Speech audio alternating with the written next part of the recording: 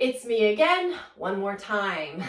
I'm Allie Green, and I am doing this series of short videos to talk about my workshop series, Embrace Your Inner Space, an embodied perspective to Pilates. The final workshop is going to be on the reformer, and it is called Developmental Patterns on the Reformer. Interestingly enough, Joseph Pilates already was following some of these developmental patterns in his mat work, in his reformer work. And these patterns are an important piece of how we organize and coordinate our center and our limbs to center. So the first pattern that we are going to explore is something called homologous. And in simplest terms, that's upper and lower. And the limbs are doing the same pattern. So this would be homologous pattern, and being really simple, this would be a homologous pattern with our legs. And it is through this that we start to organize limbs to center, our focus. We're getting organized around our center with our limbs. And we are understanding I have an upper and I have a lower. So if we start to look at certain Pilates exercises, we can see the homologous. From homologous, we move into homolateral. Homolateral is the awareness that I've got a right side and I've got a left side. And if we don't understand where the center is and how to get this organized there, this is going to be really challenging.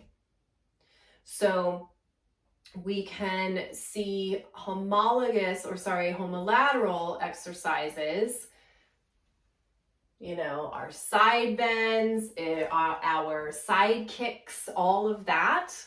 So that's homolateral.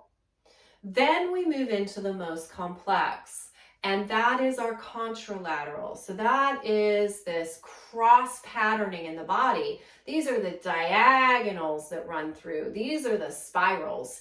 In order to do a contralateral movement, you have to have an understanding of your top and bottom, front and back, and sides, because that's what's moving around. Now, this is really complex, and these are the exercises in Pilates that we struggle with, we see clients struggling with, because there's a lot of complexity. And by understanding these patterns, we can actually help ourselves or our clients have more success in the more complex ones.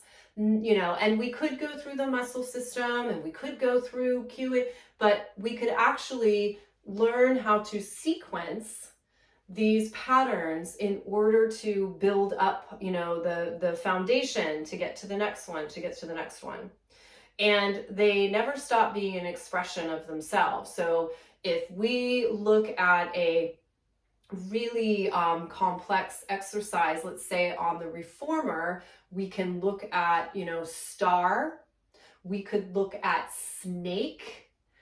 They have all these patterns, and we can start to suss out with, ourselves or, our clients, where is this breaking down? So how could I pull out from that one of these patterns to work on?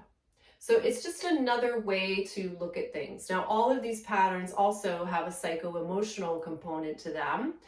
And we can, we'll talk about that a little bit, because the other thing that I really like to focus on is the fact that we are biopsychosocial beings.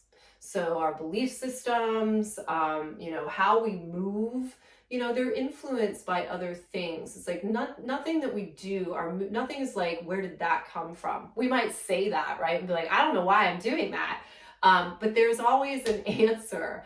And That's how I like to look at the body at this point. It's process oriented. Like, where did the process stop? Or where did that break down? Or, could we return to this part of this developmental pattern and really strengthen that and then see if there's a difference?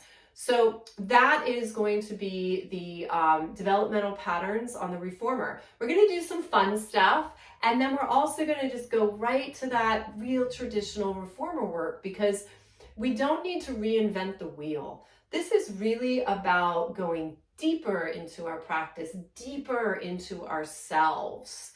And I'm so excited. I'm really looking forward to it, and I so hope you join me. Stockholm, Sweden. It's June, when is it? 10th to the 12th. And if you'd like more information, just reach out to me. I am more than happy to talk with you about anything and everything.